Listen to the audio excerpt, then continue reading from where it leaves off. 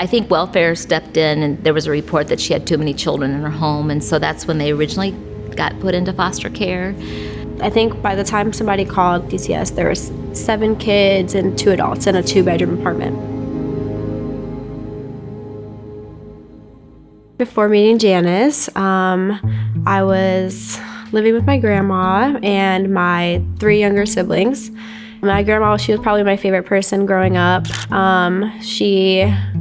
I think I had I was young, but I think I had a better understanding of everything that was going on. We've always dealt with DCS, and they were trying to help my grandma get all of her things together because she wasn't really equipped to take care of 4 kids at all. I think it probably, me having a big sister, took a little weight off of my grandma's shoulders for sure. I know that she felt in her heart that there was more that I needed that she couldn't give to me.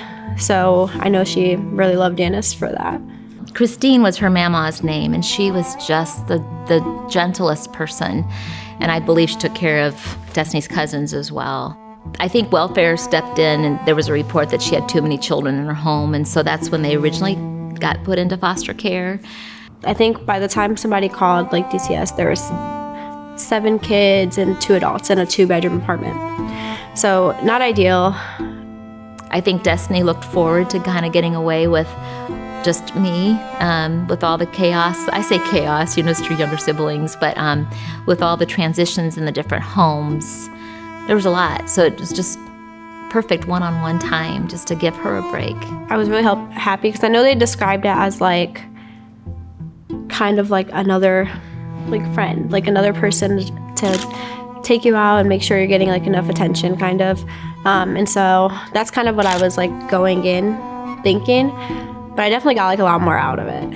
I know I could feel very early on that she did care for me and she loved me. So I think the first time we ever went out and did anything, we went to the dollar store, and we ended up getting a notebook, some cool colored pens and markers, and then this little bag. It was kind of like a purse. We had this little backpack, and we would transfer it back and forth each time we'd be together. If I'd pick up Destiny, she'd throw it in the back seat, and we'd save it for reading later. And we both realized that sharing our feelings was not really the easiest thing. We were much better with just hanging out and talking and doing whatever was in the moment. So yeah, we kind of cherished that notebook as diving a little bit deeper and saying a few things that we maybe wouldn't say to each other.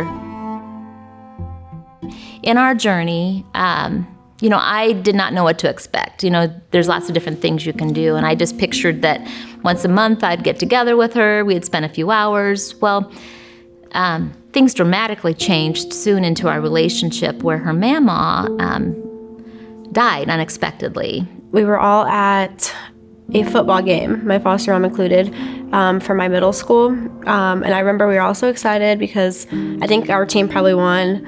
And we get home and we see our therapists, our case managers, anyone that we had DCS related, definitely did not cross my mind that they'd be telling us that she passed. I know my sister immediately ran up to her room. My little brothers, I think they were too young to fully understand, so they were just kind of what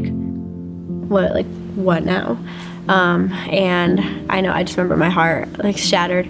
In the back of my head, I knew she was making sacrifices, and I knew how much she loved us. And as a kid, I could it felt like she loved us more than our mom did. So I definitely we all held on to her a lot, and to this day, I'd still say that'd be my superhero. So the kids all went to foster care, and they were all separated for a little bit, and the welfare department allowed me with big brothers to be a part of her life. So they allowed me to go see her at her foster homes. She was in 3 different foster homes. Fortunately, the one that she stayed at the longest, they're still family, and it's been a really good thing. But her desire was to have her sibling group be together. So it was kind of tricky to find a home for all 4 of them. So we started incorporating her brothers and her sister And a lot of our outings, so I'd bring them over to the house and we'd do pizza. And we started becoming a real family with her siblings. So I was able to interact with them, the foster parents, each of the homes they were in. And I found it to be such a blessing to be a part of her life and to just walk through this journey.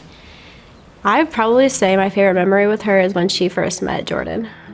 When I found out I was pregnant, I was obviously scared and nervous. I was young. I was actually 16 when I first got pregnant. I was ashamed and I was scared about it all. So I didn't actually tell anybody until I think I was like 5 months. So it took a while. So I told my foster mom first, and I think she actually was the one to tell Janice. I think at that point I did feel like a lot of relief. As I said before, I was feeling ashamed and nervous, and I think she did help me feel a lot better about it. The first time she met my son Jordan, I think it was during COVID, so we weren't allowed to have any visitors in the hospital. But I think it was I know it was within the week that I brought him home. And her daughter-in-law, Carrie, came over, and we all just kind of, it was nothing crazy. We didn't really do anything, but we all just sat around. I could see the love. Seeing how she's dealt with the unexpected, a lot of unexpected in her life.